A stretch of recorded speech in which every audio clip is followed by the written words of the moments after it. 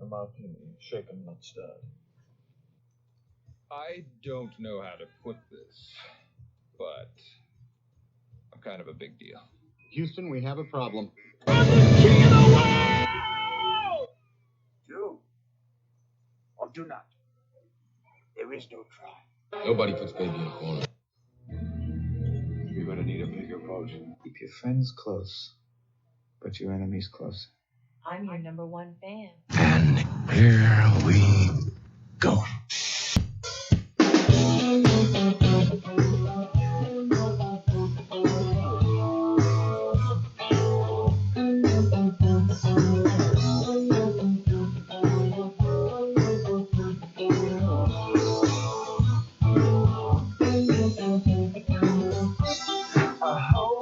What's up, film fans? Happy Thursday, moviegoers. Welcome to the Cine-men Movie Podcast. I'm your host, Juan, and I am joined here with Ed. Hey, what's up, folks? So, Ed, how you doing today? I can't complain. How about yourself? Not too bad. Exciting, as we just are freshly off the heels of a massive big Black Widow episode. I had fun with it, man. I thought it was a good movie. It lived up to the hype, but after a year and a half wait, can it really live up to the full expectations? I don't think so. But I mean, I think it was a fun film. I had fun watching it at home and in the theater. There you go. I actually got to watch it on the go, for that matter. So, and I did get to watch all of it, in one sitting and all that. So that was nice. I've got to say, I really actually liked it quite a bit. I think this is going to be, Black Widow was a fun movie. If you haven't, go check it out. It's on Disney Plus. It's also in theaters. It is now the biggest opening film since Bad Boys 3 since January 2020. Crazy. So go check it out. It's well worth a watch. Today, though, it is Thursday. Thank you for staying up late with us as we're doing a 9 p.m. now start for these episodes. If you're checking it out on Friday morning, good Friday morning to you guys. A24, we continue to talk some A24 movies. Today, we talk The Killing of a Sacred Deer. Another first watch for you, right, Ed? Yeah, it actually is. What made you want to do this movie? Man, honestly, this is going to be kind of a tough conversation for me to probably go through. Okay. But the reason that I wanted to talk about this movie was I remember this being an A24 movie that I'm like unsure of. Okay. I watched it for the first time. So I bought this in 2017 when it came out. I watched it just one time, and I remember just being glued to it and not moving. I was almost paralyzed like the little kids were. I sat there, watched it, and then it was over, and I was just like, what the hell did I just get done watching?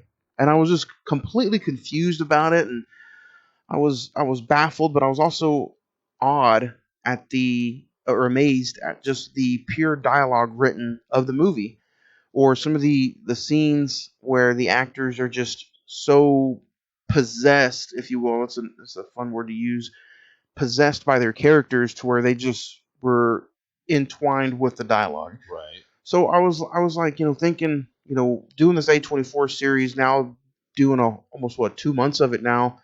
I'm like, I wonder if I can get somebody else to watch this, and I wonder what their take on this movie would be.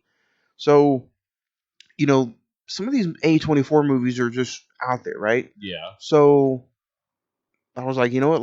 Let's see what Ed thinks, or Zach. We might see what Zach thinks about this on Monday. But yeah, I was like, let's see what he says. Let's see what he thinks. So, congratulations, Ed. You were selected to watch The Killing of a Sacred Deer, which you guys can check out on Netflix as well.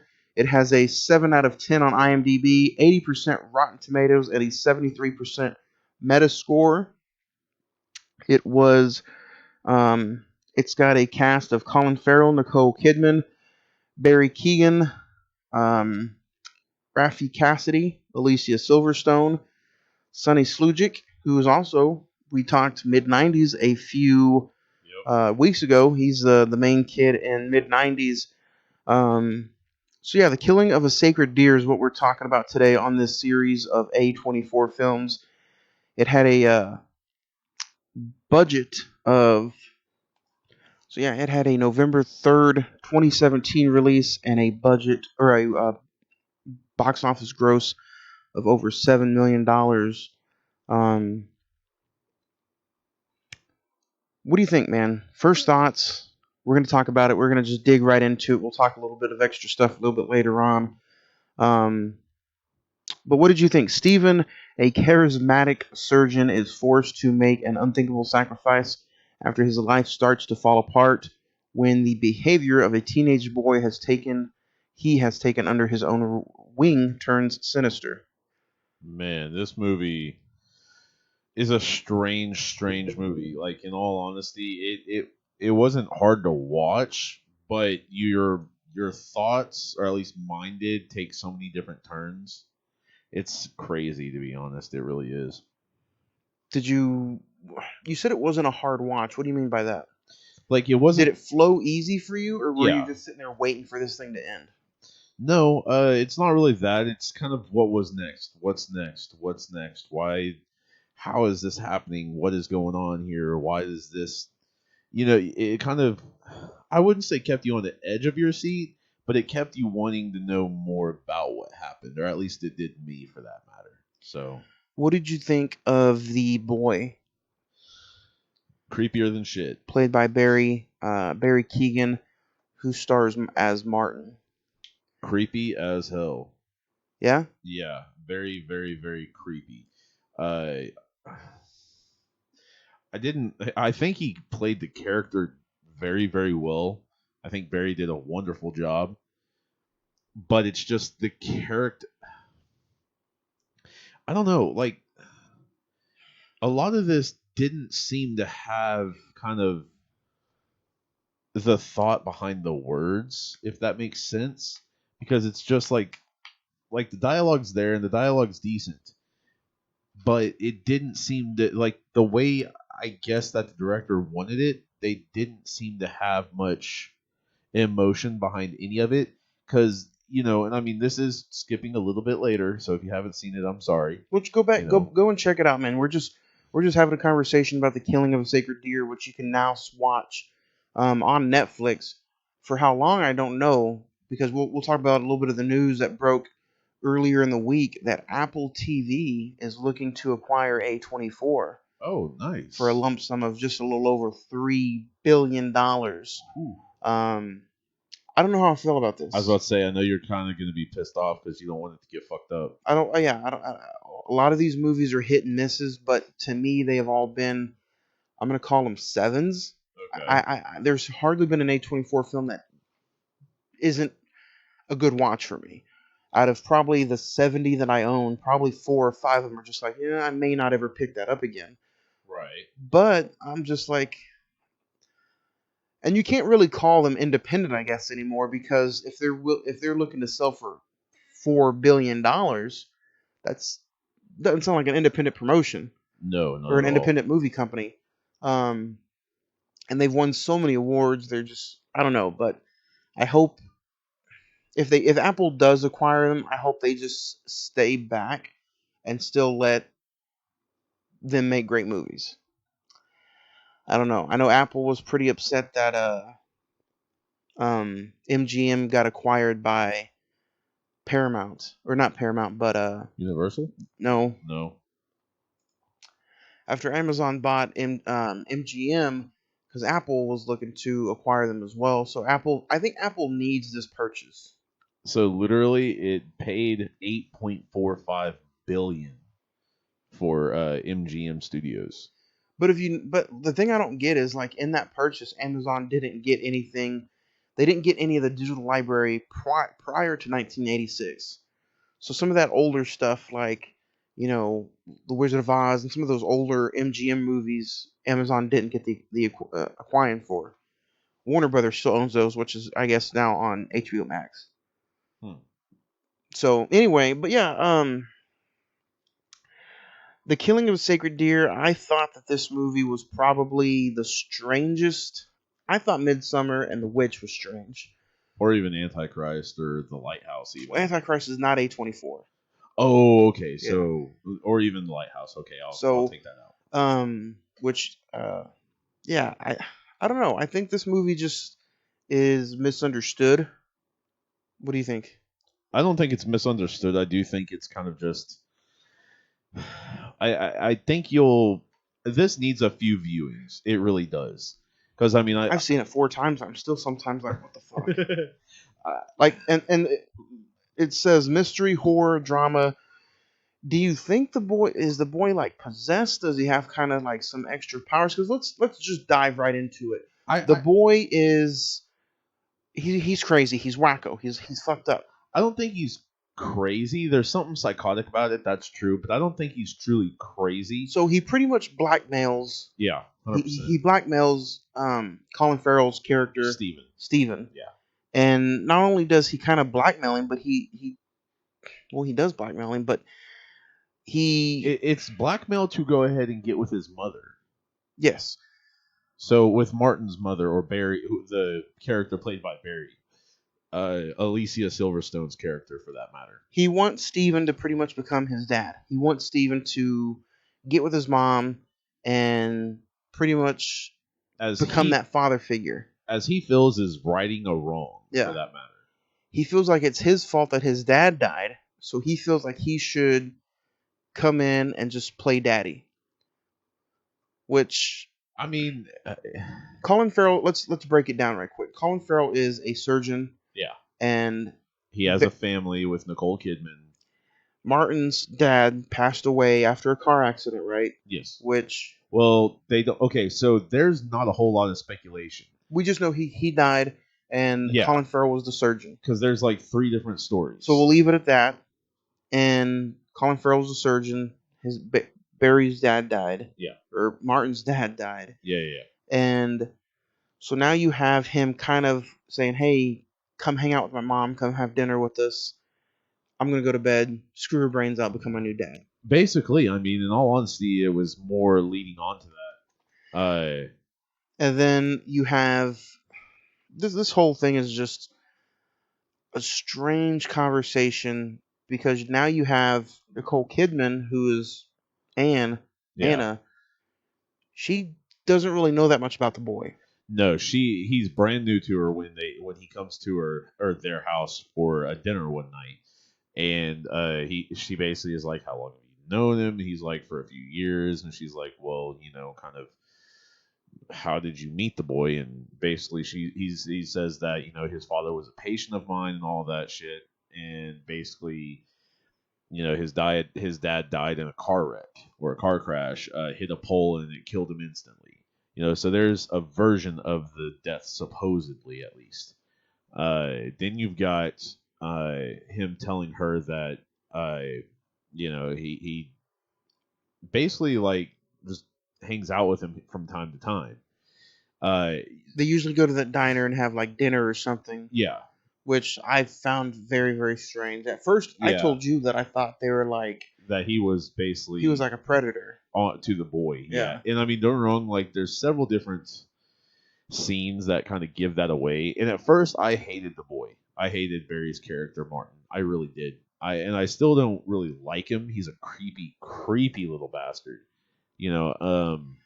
As the movie went on, did you kind of like turn backwards and start hating Colin Farrell's character? Not as the movie ended, but since I've been thinking about it here and there, I've kind of, because, okay, I basically watched the movie and I've kind of looked into some of the director's interviews over this movie, as well as some of the characters, or some of the people, such as Barry, the one that played the daughter as well. And I'm going to butcher the hell out of this name, but the director's name is Yorgos Lanthimos? No, I think you got it right. Yorgos Lanthimos. Yeah. Lanthimos. I don't know. We'll kind of look into some of his... He directed The Lobster. Okay, so that makes sense. He directed The Killing of a Sacred Deer. He directed The Favorite. So there's 3 A24 movies right there. Him and Colin Farrell have actually worked before. So Lobster. Okay, so yeah, he was excited to get to work with him again, and he feels it builds that relationship and that bond. So, but I've got to say, like, all these characters, they have their roles, they play them decently. It's a very strange movie, and I don't think a lot of people are going to give it a chance, truthfully, just because of Were how you surprised at it how is. high some of the ratings were for this movie? Artistically, no. As in just a movie that is just that great movie, kinda. Yeah, I'm not gonna lie on that. Just because like this is not like God, what was the Ben Affleck and the the woman? Oh my God. Gone Girl. Yeah, Gone Girl. Like that one was a very intense, dramatic movie. I've seen that in theaters I will actually. say, The Killing of a Sacred Deer, if it did not have the score that it has, It this would lose a this lot. this kind of gives you that. And I know I might get some hate or some flack for putting this in that genre, but if it wasn't for that score, would this has a horror feel to it? I don't know. This kind of just has a. Okay, Especially so when it gets closer to the ending. Do you feel like this is a horror movie? no, No? not at all. Not at all. I mean, honestly, this is like the baby version of Don't Breathe. Like, Wrong movie, I I would know, say. I know, I know what you mean. I mean, the ending of it feels a bit more like that because of what Colin Farrell's I didn't character enjoy the does. ending, Not really, and because I it know we'll just get to it. yeah. I enjoy. It's a very strange talk, man, It is, and that's why but that's why I wanted to do this because I'm like, surely, as I'm sitting here in 2017 and now, what is that, 4 or 5 years? 4 years, yeah, 4 I'm years. sitting here and I'm like, would this be a movie to talk about? And here it is. I have it on the schedule. Killing of a Sacred Deer. It's one of those, and I mean, since we started this, we've done Swiss Army Man, mid '90s, Spring Breakers, Moonlight, Killing of a Sacred Deer. So it's kind of one of those things. It's like, you know, that's kind of why, like last year we did Midsummer, Lighthouse, Ex Machina. But see, Midsommar is a very, very good movie. I really like that one. It is strange, 100% true, but I do like that one. This one, on the other hand, is just strange. And I mean, I've never seen The Lobster, so I don't know, and I don't know Yorgos's work very well at all. This is my first uh, even knowing about him, but he seems to be kind of the one that likes to kind of make you think what the story is, not really just And give you you've the story. seen some strange, gross shit. Yeah. So that's why when don't get me wrong, I like Yeah. stuff like that I don't mind it. because I feel like if you can display that on paper and then put that paper onto a screen and then direct it, you're a pretty talented motherfucker. Or at least you've got a good vision of what you like, what you want, what you're trying to convey to your audience. Yeah. Not the audience, but Because your audience. directors like this and movies like this, they're not putting this out there for somebody who's going to go see a Marvel movie every week. No. They're putting this out there because they know what their audience is. I was about to say, A24 is a very specific thought for that matter. And it's not necessarily that you're just the... It's not just something anybody can do. That's true too. But it's not just going to be an omega altruistic artistic person. It's not like that. However, you are going to have to understand and appreciate what it is to actually understand what it is. So do you think the boy puts a spell on the family, or how can you really make up? So pretty much Colin Farrell is like, I'm not gonna sleep with your mom. I'm happily married. I'm staying away from you. I think you should leave, Yeah. and I'm not gonna see you again. And then he starts hanging out with the kids a lot. Yeah. So the boy, Martin, comes and starts talking really fast, almost like tongue. Yeah. And he's pretty much it. That's why I thought he put a spell on the family. Maybe he did. I mean, honestly. He's talking to him really fast, and he says that, right before they die, they're going to start bleeding, crying blood. Well, okay, so okay, the boy becomes paralyzed. What's his name? Sonny's name. Bob. Mm-hmm. Bob, the little boy, becomes paralyzed. He's like a 10-year-old, and he's got a sister who's 14. And then she becomes Kim. paralyzed. She becomes paralyzed. In between those two, though, he talks to Martin. And he's like, I don't know what's going on. I don't know what you're doing, but you need to leave me, my family, and everything alone. I know, but I don't know what's going on. And he tells him, that the first stage is paralyzation. The second stage, they will refuse to eat, so they'll become starved. And the third stage is bleeding from the eyes. By that stage, it's too late. The next is they've got like hours to live, is literally what he says. So he said between the first and third stage, you need to choose who dies. And he's like, what do you mean? And he's like, you need to choose who dies between Kim, Bob, and Anna, your wife. You need But to the choose who wife, dies. did the wife never get? She never started getting any of the. No. She's just part of the game, if you will. Well, I know basically, it's kind of sick to put it that way. yeah. I mean, basically, it was going Bob, then Kim, then her. But the wife never got any of the symptoms. No, because I think her coming to talk to him and him getting to kind of push out what he wanted to talk about, and then on top of that, her saying, I don't really think it's fair me having to take the punishment for his bullshit. Kind of, I don't know, it kind of pushes him to say, okay, maybe I don't need to get her involved in this. But on top of that, he sees the love that the kids have for their father, and I think that's part of what drags this on to it.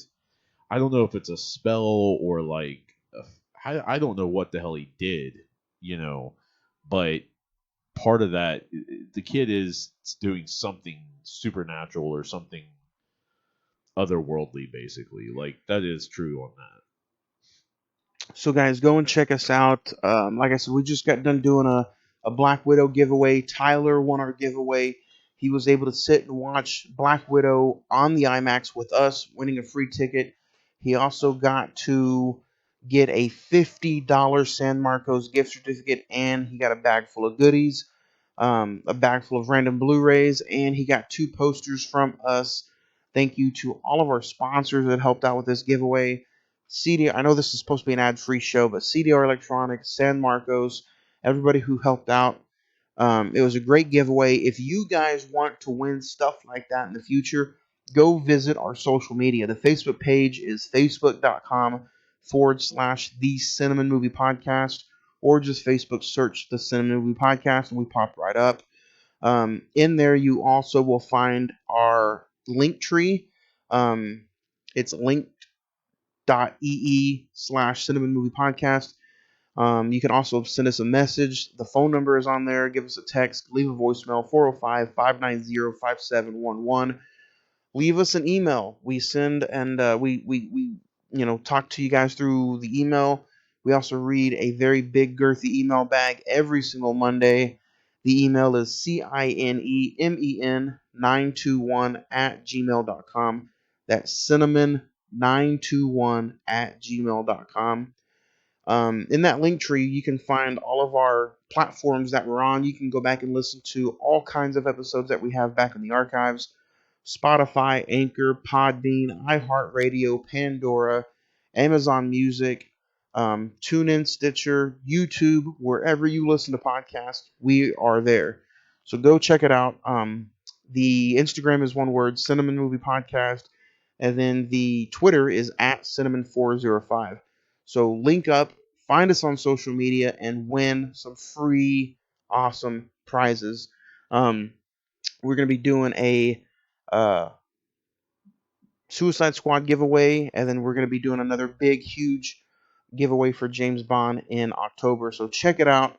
The Cine-men Movie Podcast. We have shows every Monday and Thursday. Mondays, we have our 2-hour episodes, guys, so you guys can listen to a whole bunch of stuff that we talk throughout the week. And then Thursdays, we have a little 45-minute to an hour conversation of, right now we're going through our 90 days of A24. After this, we're going to be talking about anything you guys want. Send us some emails, give us some recommendations, and we're going to review them. All right, let's get back to the movie. And again, if you guys want to check this out, The Killing of a Sacred Deer is on Netflix. So go check it out, and then email us what you think about the movie, and we'll read it on our next episode on Mondays. What do you think of them hog tying the kid up pretty much and just keeping him down in the basement? And they literally beat the shit out of him. Yeah, I think that's a move of desperation. Because literally, I mean, honestly, and the kid's an asshole. He almost feels like he has control of the entire situation. He does. I was about to say, because in ways he does, but he's arrogant about it. All arrogant about it. Even to the point where he just bit off a chunk of his own damn flesh. Like it wasn't shit. Like it wasn't shit. Just like, oh well, I guess we better Took a share bite a out of his bond. arm and spit it at Colin Farrell. Well, no, he bites Colin Farrell's arm. Right. And he bites his own damn arm, tears it, and yeah, it does the exact what you said. And it's just like, oh, we've got a bond now since we're both marked the same. Like, you little psychotic bastard. But I mean, that's where it is kind of truly a psycho right there. Like you're dealing with a psychopath right there because he doesn't really give a shit at all. Let's talk about Barry Keoghan so far. He's one of those actors. We'll go through and see if there's been a lot of stuff that you've seen him in. Probably not.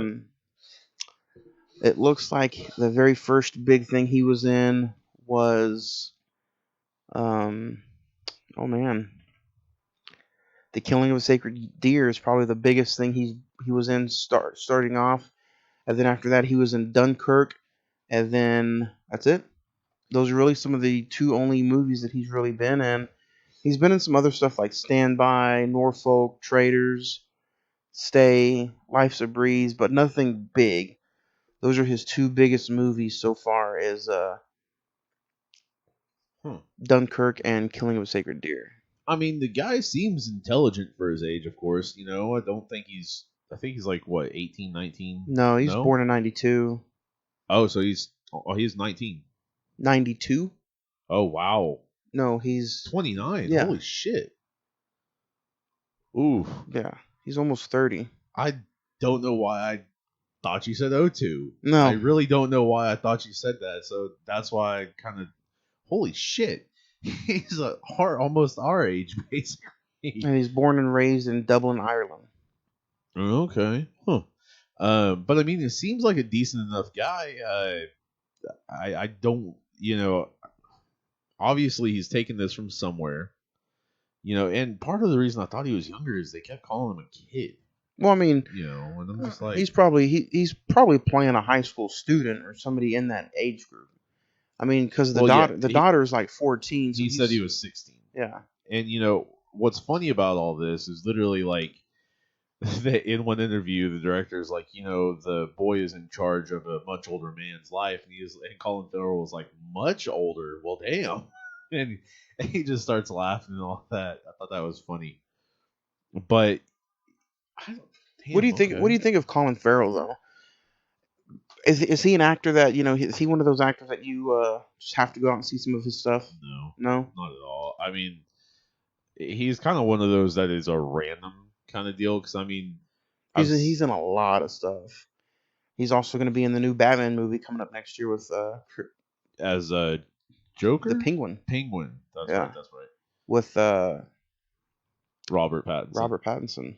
I mean, he's all right, but I mean, he's definitely not something I've just got to go see. I loved him in SWAT. I thought he was awesome in SWAT. He's in the new Fantastic Beasts and Where to Find Him.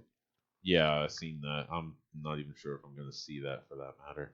He was in the second one as well, Crimes of Grindelwald.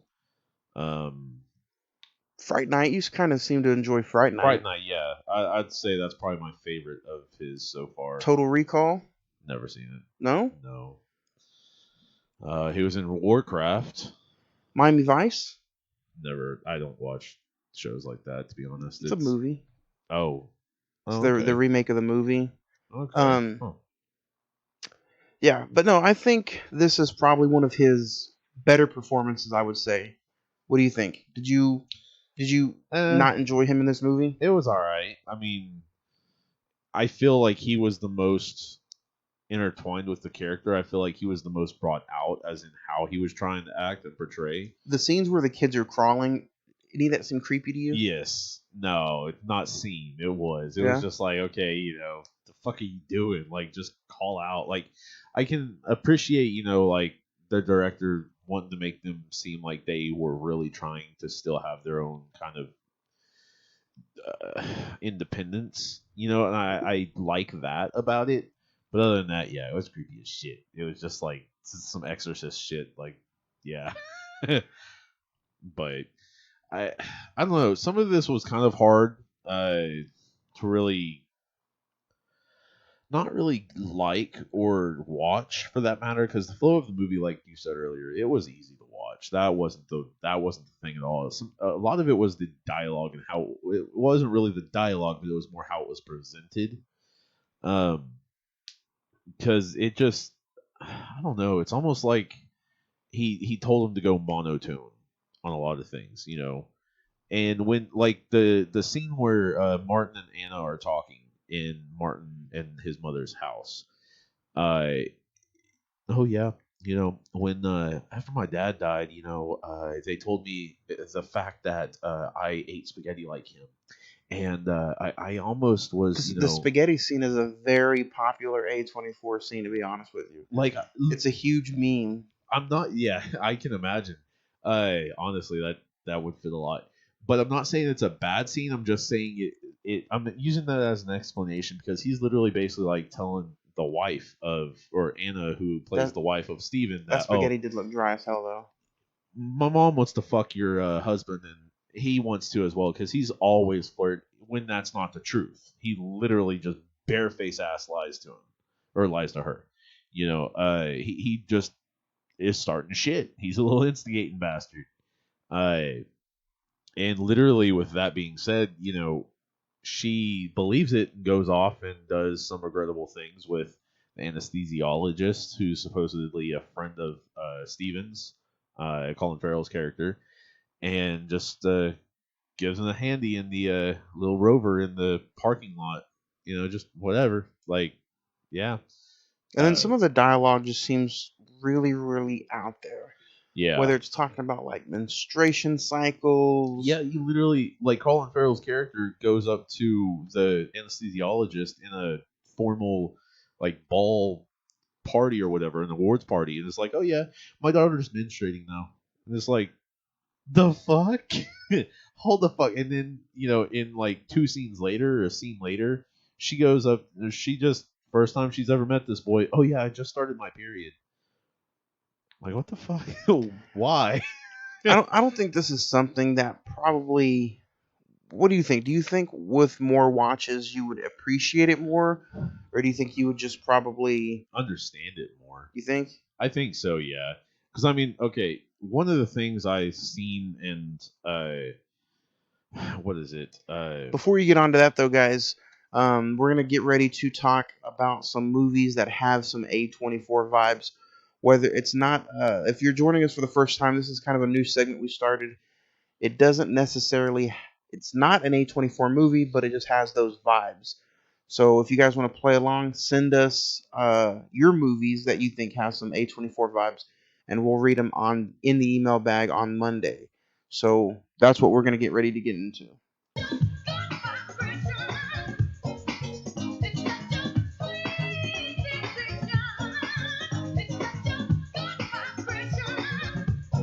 Ed, what movie would you like to name this week that has some A24 vibes? It was the one. It was another one I was thinking of last week. Nerve. Nerve? Nerve.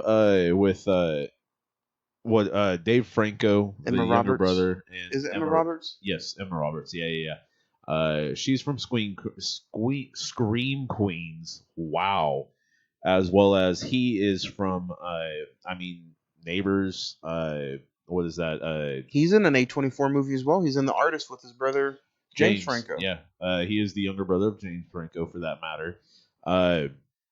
So I mean, you know, he's got a bit of a history with acting and all that as well.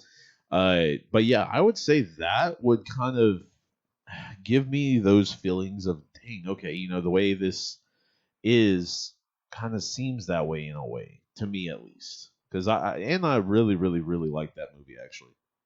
So yeah. Whether you guys like it or not, we are still going to review this movie one day. And a listener emailed me about this movie years ago, and I checked it out, bought it, and yeah. But no, Ed, you let the cat out of the bag earlier. Mine is going to be Antichrist. Oh, okay, yeah. Has really big major A24 vibes. So the funny thing is, we've kind of had a going joke about that. If you've listened for at least the past 2 years, we've had a bit of a joke about that, and it's nothing, bad or anything like that. It's just like this movie is out there. So I mean, if you've ever seen it, you know what we're talking about. If you've never seen it and you don't mind the movie that's kind of gonna fuck with you, Well, yeah, the funny story behind the whole process is the so the funny thing behind Antichrist is a listener from way back when emailed the show and told me about it. So I was like, I'll check it out. So then I bring it up on recent watches and I recommend it to somebody, or I recommend it on recent watches. So if you guys listen to the Monday episodes, every week we talk about what we recently watched and maybe what we recommend. And I recommended it one day. A couple weeks passed by, we get an email and it's like, for somebody who recommends Antichrist, you're a sick fuck. And so I got those kind of emails, but no, I think which apparently there's a German edition that's even worse than the regular standard edition. well, I don't know about the German edition, but there's only it's Willem Dafoe, directed by Lars von Trier. So if you're into any of those movies, if you know that director, you already know that it's going to be out there. But no, getting back on track, this movie is just, it has those A24 vibes, literally from the beginning all the way to the end. And you should definitely check it out. I'll kind of go over the plot summary. A grieving couple retreat to their cabin in the woods, hoping to repair their broken hearts and troubled marriage. But nature takes its course and things go from bad to worse. Highly recommend it. If you like weird, dark, disturbing shit, I recommend it. Antichrist is the movie that I pick and nominate for some A24 vibes. So, like I said, I recommend it. Go check it out. The ending of the killing of a sacred deer is something that is almost this. The last 20 minutes or last 15 minutes is why I see it as a disturbing drama / horror movie. And we'll kind of explain it to you if you want to get into the conversation. Please email us about the movie. Yeah. But it's one of those where Colin Farrell takes the family, Yeah. and he ties them up, blindfolds them, and he puts them down by like the den or a living room, and he takes his shotgun and it was a rifle. He takes his gun and he puts his blindfold on and he goes pretty much like pin the tail on the donkey. Kind of like when you're about to go ahead and do pin the tail, or like you're doing a pinata. Pinata, perfect. And then he puts the blindfold on himself and he goes into a circle and he just starts taking random shots. And he goes in counterclockwise as well as clockwise the next time, because when he misses the first time, I think he was going clockwise. When he does the second, he goes counter. This has this kind of reminded me of it. Well, not the actual feeling of it, but the ending felt like a Stanley Kubrick. Yeah, a lot. The Shining film. I've heard some people say that it felt like one of those movies. Like it had some Shining vibes, if I can use those words. That's how it felt to me. So if you're into some of that weird, disturbing, early Stanley Kubrick Shining or any some stuff like that, like I still recommend this movie anyway.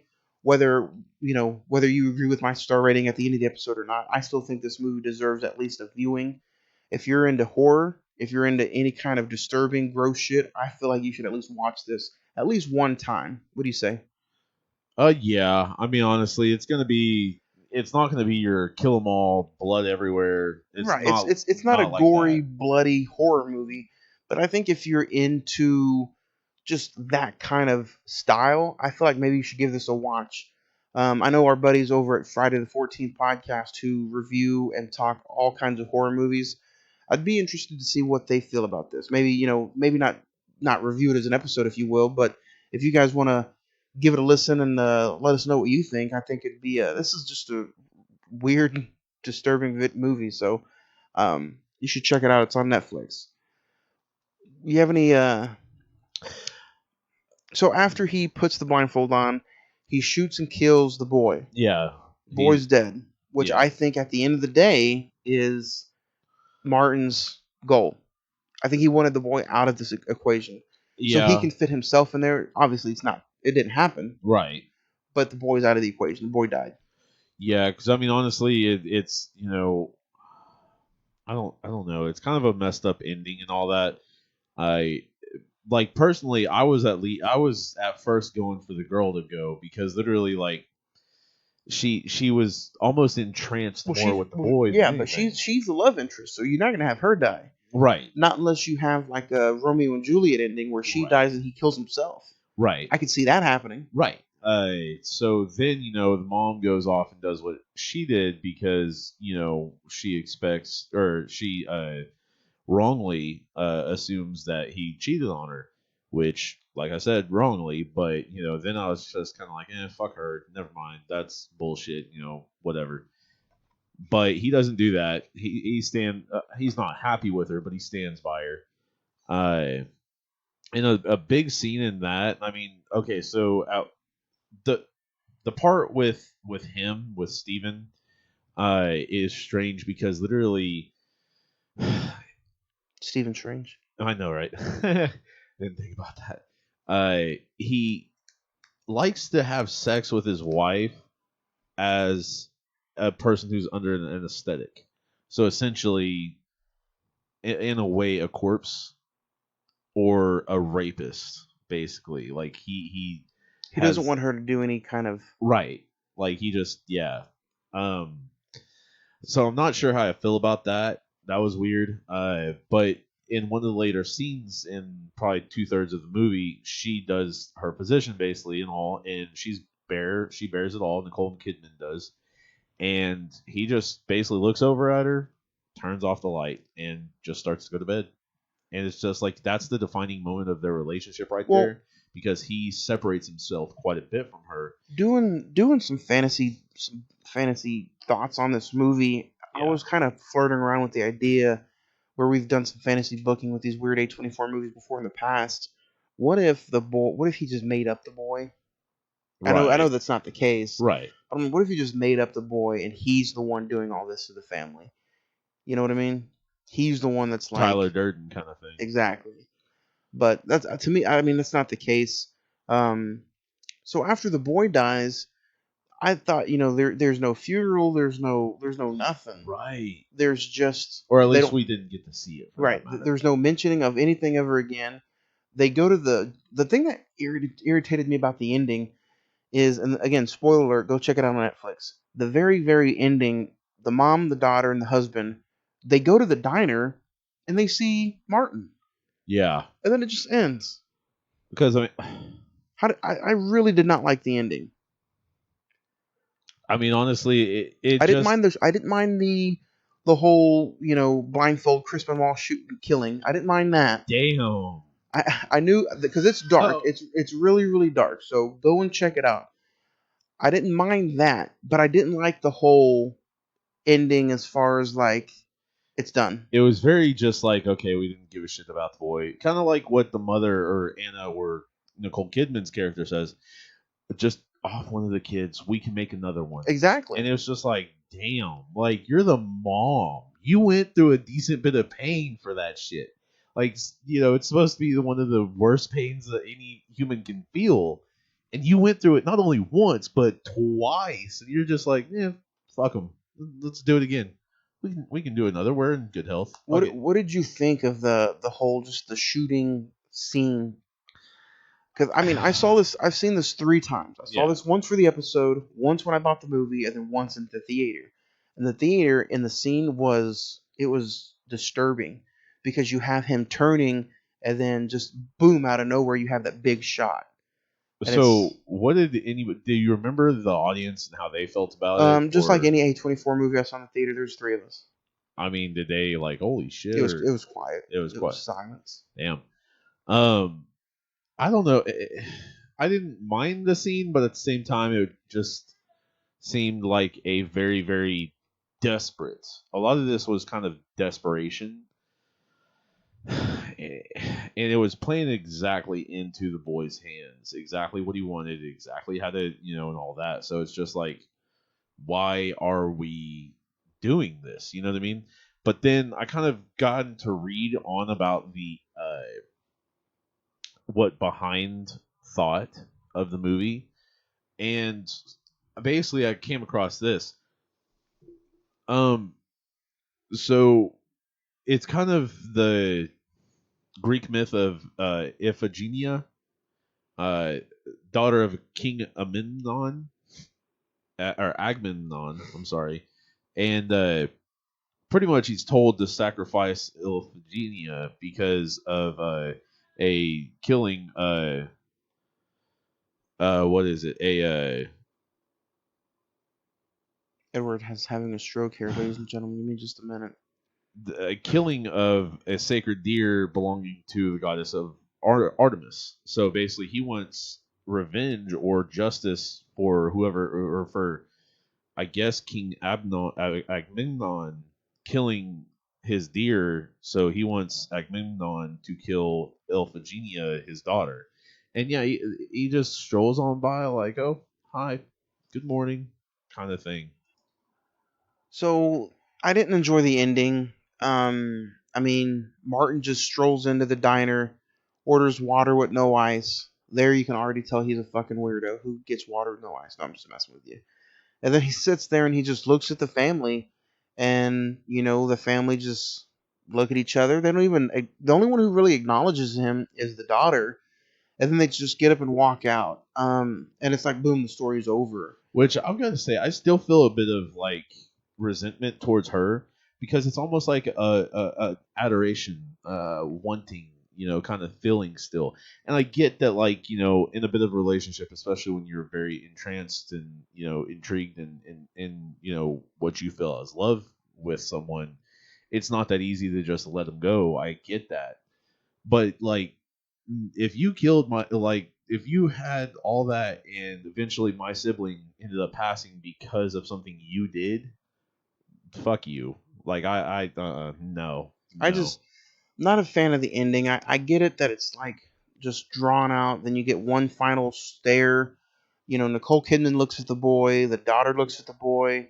But Colin Farrell just does not look at him. He gives him kind of a side eye glance. 'Cause Barely. when he's walking by him, he kind of does that little back glance, and that's all kind of a pissant kind of thing, and that's all he does. And he just is staring at him like, damn, they left me? They really left me? Like, I was supposed to take that place.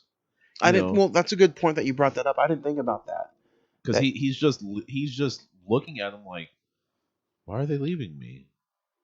If I had to name some favorite scenes, though, I would probably say the scene where he gets introduced to the family for the first time, and he gives Martin gives the family gifts. Yeah.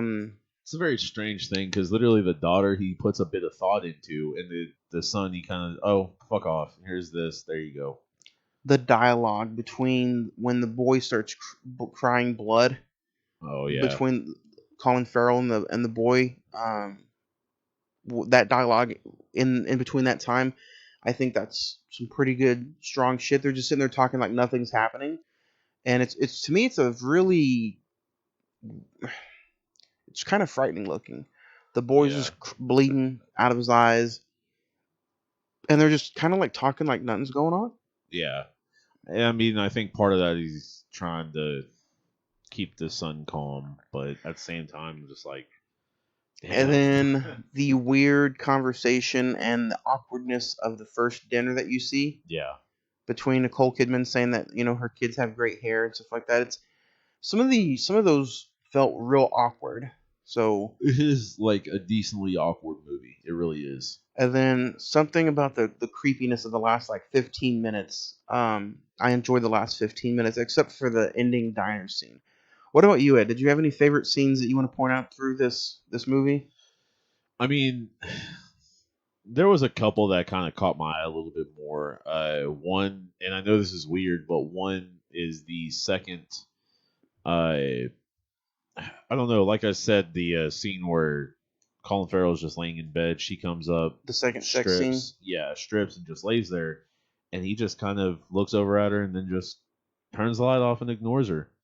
And the main reason I like that scene is because it shows the separation from each other, and it shows like they're kind of, she's trying to connect with him because she feels a little bit of sorrow for what she did, but at the same time he's just like, no, I'm good. Fuck it. No, I'm okay. I'm good. As well as I don't know. Probably, I'd say the